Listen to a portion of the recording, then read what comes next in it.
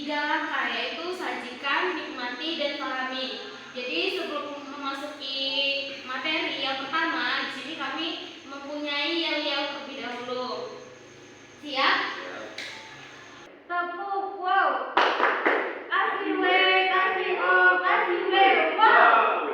Baiklah, di sini kami akan dijelaskan materi yang pertama akan dijelaskan oleh Viko. Baiklah, pada Viko saya persilahkan. Baik, untuk materi yang pertama yaitu mengenai gambaran umum pembelajaran apresiasi sastra. Pendidikan sastra melalui proses pembelajarannya merupakan pendidikan yang mencoba untuk mengembangkan kompetensi apresiasi sastra.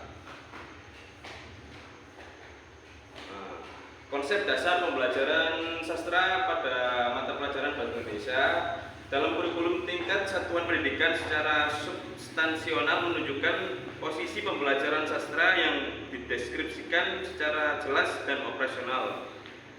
Kejelasan posisi ini diungkap dalam tujuan umum pembelajaran, yaitu siswa dapat mengembangkan potensinya sesuai dengan kemampuan, kebutuhan, dan minatnya, serta dapat menumbuhkan penghargaan terhadap hasil karya kesastraan dan hasil intelektual bangsa sendiri.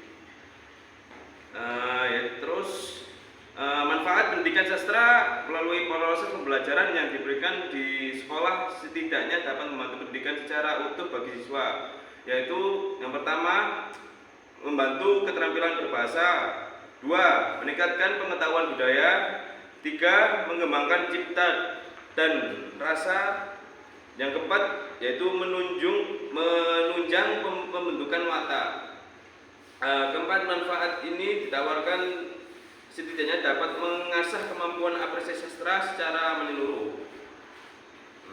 Baik, untuk proses pembelajaran apresiasi sastra anak dimulai dengan persiapan guru, menyampaikan rencana pembelajaran, kemudian pelaksanaan pembelajaran yang meliputi 1. Pemilihan materi pembelajaran, 2. Pemilihan metode, 3. Kegiatan pembelajaran, 4. Evaluasi. Contoh gambar umum pembelajaran apresiasi sastra ada 3, yaitu kita mengambil 3, yaitu prosa, drama, dan puisi. Untuk gambaran umum pembelajaran apresiasi sastra pada materi prosa yaitu cerita rekaan, yaitu cerita yang ditulis tidak berdasarkan kejadian sebenarnya, dalam hal ini pengarang bebas dari ikatan data. Untuk drama yaitu berbeda dengan bentuk yang lain. Drama ditulis pengarang bukan untuk dibaca tapi untuk dipertunjukkan. Drama memiliki unsur plot dan karakter serta penggunaan bahasa seperti halnya karya fiksi. Selain itu, drama baru lengkap fungsinya kalau dipertunjukkan oleh para aktor.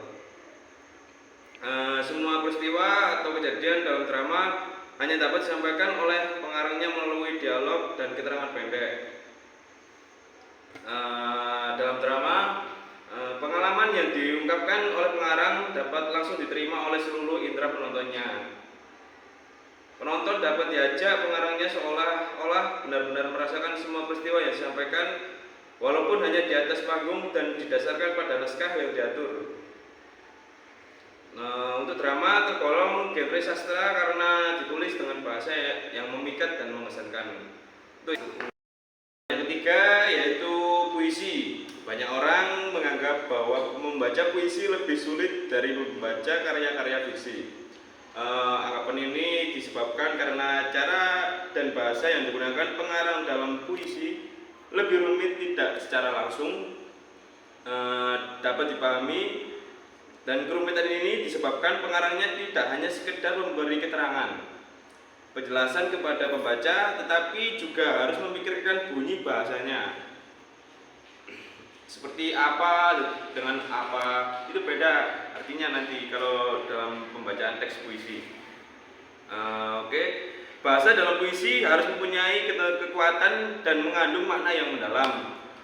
Dalam membaca puisi bukan saja memperoleh pengetahuan, tetapi dapat menimbulkan semangat tertentu. membuat pembaca menggerakkan pembaca mengembangkan imajinasinya, angan-angan dan bahkan emosinya.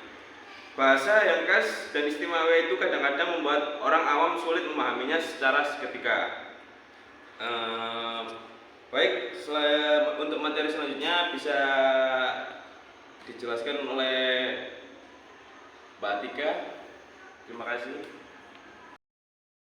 Melanjutkan dari presentasi dari Viko, yaitu di sini saya menjelaskan tentang fungsi RPP. Jadi kami memakai RPP tentang drama dari 3 gambaran yang tadi, ada puisi, ada prosa, ada drama. Di sini kami akan menyampaikan yang RPP mengenai drama. Jadi di dalam fungsi RPP itu ada langkah-langkah, yaitu yakni menyajikan, menikmati, dan dipahami. Jadi di sini yang pertama saya akan menjelaskan tentang metode 3 langkah. Metode 3 langkah RPP, yakni yang pertama sajikan. Apa sih maksud sajikan di sini? Sajikan di sini maksudnya adalah guru menyajikan tentang materi drama. Jadi fungsinya menyajikan ini agar para peserta didik itu paham apa yang disampaikan oleh guru. Semisal kita ingin menyampaikan materi drama, jadi anak-anak atau peserta didik itu bisa mencontohkan apa yang dijelaskan oleh guru. Semisal ada drama Malin Kundang, terus peserta didik ini mempraktekkan apa yang sesuai dengan dialognya. Misal guru menyampaikan dialog Malin Kundang yang seperti saya sampaikan tadi, terus ditirukan oleh beberapa peserta yang di kelas itu, misal ada 3 peserta, kemudian dipraktekkan sesuai dengan karakter-karakter yang disediakan oleh teks tersebut. Kemudian ada nikmati.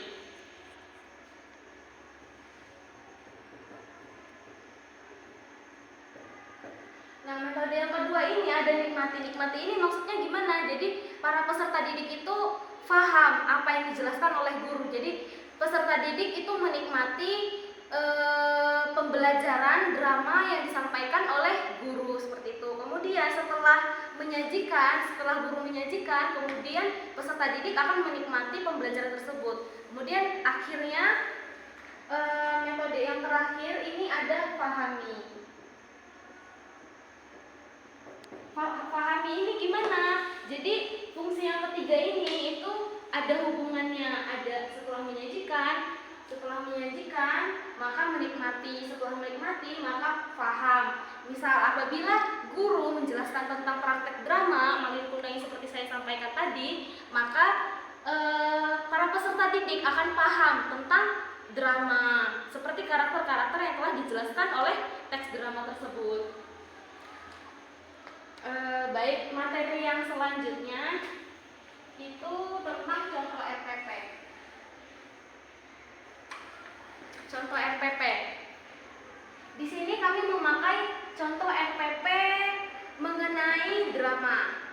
Jadi RPP yang kami ambil di sini bisa dilihat di link yang telah saya cantumkan di dalam PPT. Bisa teman-teman lihat semuanya. Jadi di sini saya akan menganalisis RPP. Menganalisis itu seperti apa? Menganalisis itu kayak misalkan mereview apa kesalahan-kesalahan yang ada di RPP. Jadi sebenarnya RPP yang telah kami buat, yang kami ambil di internet sebenarnya sudah baik, sudah benar dan sesuai dengan karakternya. Tapi ada yang kurang, seperti tahap perkembangan anak, seperti pendekatan pembelajarannya kurang. Jadi kekurangan dari RPP yang kami ambil itu ada tahapannya yang kurang. Baik, pada kegiatan awal di dalam RPP itu ada kegiatan awalnya. Nah, jadi kita menganalisis sesuai dengan metode sajikan, nikmati, dan pahami apa saja sih yang ada di kegiatan awal itu. Yang pertama, metode sajikan. Metode sajikan itu berupa tentang menikmati drama. Jadi sudah terdapat penjelasan di kegiatan inti, itu ada menjelaskan apa itu drama. Kemudian guru membagi siswa menjadi 4 kelompok dan masing-masing terdiri dari 4 siswa untuk menirukan dialog dalam naskah drama. Nah, contoh-contoh yang tadi itu masuk ke dalam metode sajikan. Kemudian metode nikmatinya itu,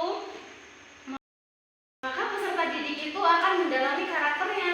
Nah, apabila mereka sudah mendalami karakter, maka itu mereka akan menikmati. Nah, mendalami karakter itu akan masuk ke dalam metode nikmati. Kemudian setelah mereka mempraktekkan dialog yang sesuai dengan karakter mereka, kan mereka akan paham gimana sih pelajaran drama itu, seperti itu.